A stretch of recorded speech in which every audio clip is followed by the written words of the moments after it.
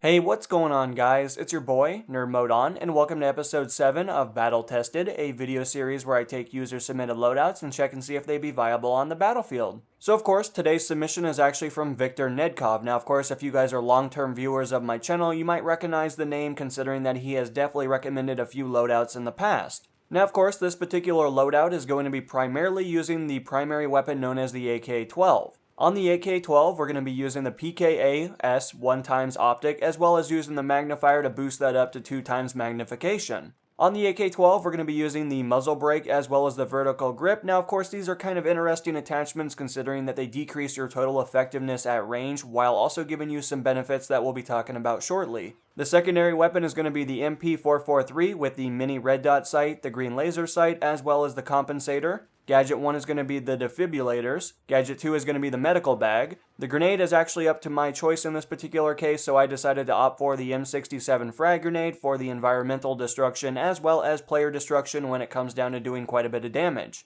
The knife is specified as the survival knife, as well as the field upgrade path is again not specified, so I decided to go with defensive for some body armor. Now, of course, the AK-12 is definitely a very interesting weapon. I'm sure a lot of you guys had a lot of experience with the AK-12, especially if you played Battlefield 4 Beta when it did come out about 2.5 years ago. It's definitely been quite a while ago since a lot of us has probably used the AK-12. Now, the reason I say that is because a lot of the other weapons in the assault category have a lot better benefits and they're a little bit better at multiple different engagements for the assault rifle category. While the AK-12 definitely does not excel at any particular situation, it also doesn't have hindrances that decrease its total effectiveness when it comes down to it. The AK-12 definitely does have a rounds per minute clocking in at 650 rounds per minute, however you can actually boost this up to 750 rounds per minute if you decide to put the weapon into the burst fire mode. So of course, having this additional benefit encoded into the weapon is definitely very good, especially when it comes down to being more competitive in certain situations, as well as Battlefield 4 is not the first game to do this. In Battlefield 3, there were also a few additional weapons that also had a similar benefit. Granted, I don't really believe anybody actually used the benefit considering that the fully automatic version was still pretty good by itself. Now, the AK-12 definitely does have a fairly good velocity, clocking in at 600 meters per second. Granted, it's actually not the best in this particular category, but by no means is it actually the worst. When it comes down to it, if you look at a lot of the other competitors in the similar category, a lot of them sit between 600 meters per second as well as 620 meters per second. So overall, the AK-12 definitely does not have any hindrances in this particular area, which definitely makes it very competitive for long range and moving targets. And last but not least, it's also worth noting that the damage model for a lot of the assault rifles is very similar to a lot of their other counterparts within the similar category. So of course, the maximum damage that the AK-12 can output is 24.5 damage per bullet. However, after 12.5 meters, you'll slowly see your damage over range kind of decrease as time goes on. So of course, the minimum damage that you can output is 18, which definitely makes it competitive with a lot of the other weapons that use this similar caliber.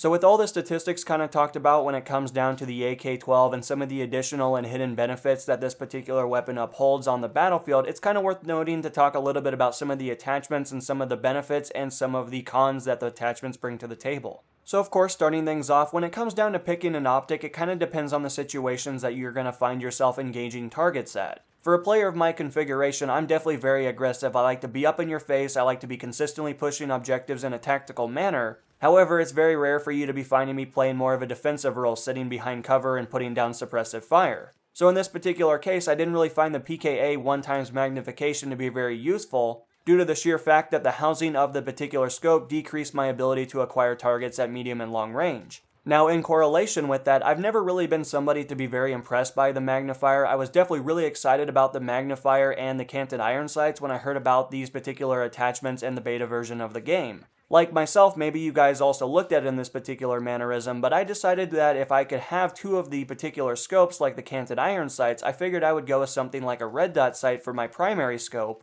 and then have the ability to kind of flip to a 4x ACOG, which would definitely be very effective for a weapon like the Scar, considering that it has a low rate of fire, but also does quite a bit of damage. But unfortunately, while the magnifier is kind of a hybrid between what I desired as well as what Battlefield 4 offered, unfortunately it just doesn't deliver in the aspects that I would like. So of course, with this kind of a weapon having 650 rounds and fully automatic, or if you decide to go into the burst fire, maybe you'll quickly find this to be a lot more effective. Granted, I didn't really test that out too much, but for the most part, I found it to be extremely hard to control the recoil. as well as the compensation for this particular weapon while using a higher magnification. Personally, I just found it to be a little too uncontrollable in some particular cases, as well as I kind of lost targets while all the bullets were kind of dancing around the opposition. So of course, talking a little bit more about the muzzle brake and the vertical grip. At the beginning of the video, I kind of talked about this, and I particularly don't really enjoy these particular attachments, especially at the current state of Battlefield 4. The reason I say that is the muzzle brake and the vertical grip in correlation together decrease the total effectiveness of this weapon at medium and long range. While the assault rifles can definitely be very competitive in some situations that you'll kind of find yourself in close quarters, they are primarily designed for medium and long range acquisition. So of course, if you're going to be using attachments that are going to decrease your total effectiveness at medium and long range, I don't know necessarily why you would want to use this particular weapon in the first place. However, it is also worth noting that the vertical grip does make you a little bit more mobile while strafing, so of course if you're somebody that likes to strafe around corners while aiming down sight, you will definitely see a benefit in that particular area. However, the negative attributes assigned to both of these attachments decrease your total effectiveness, and overall, I'm somebody that likes to be very accurate when it comes down to acquiring targets at those particular distances. So when it really comes down to it, the AK-12, or more formally known as the AK-200, while being definitely a part of the Russian and Soviet AK platform series, it's definitely really good when it comes down to be a very beginning assault rifle for a lot of newer players. Now, while you will quickly find yourself progressing through the ladder and you'll kind of unlock a lot of better assault rifles, of course, this is definitely one to look back on. You'll look back on it and you'll go, this is definitely how I began my beginning when it comes down to Battlefield 4. While the AK-12 might not outclass something like the higher rate of fire weapons like the AEK and the FAMAS, it's definitely not very bad when it comes down to beating out some of the other weapons in the engineer category that are a lot more specific to close quarters, but also they suffer at medium and long range. A lot of the great attributes of the AK-12 is its stability. It's definitely very easy to control. Again, if you're a newer player, you'll quickly gravitate to this weapon considering that it doesn't have outlandish recoil patterns and you don't really have to learn anything. You can just kind of pepper the trigger in a 3 to 5 round burst, and for the most part, you'll actually be fairly accurate at medium and long range. But of course, while we continue to use the AK-12, there's definitely a lot of great attributes such as a secondary weapon and a lot of the gadgets that really complement being very effective on the battlefield. Since this loadout is really traditional when it comes down to the run-of-the-mill kind of being a medic on the front lines and being able to pick up allies as well as put down healing stations for a lot of your allies, it's definitely really good on that front. This is definitely really nice considering that DICE has been revisiting the team initiative over the last couple of patch notes. As I'm sure you guys have noticed about the last 6 months or so, they've definitely been adding a lot more point allocations towards being more objective,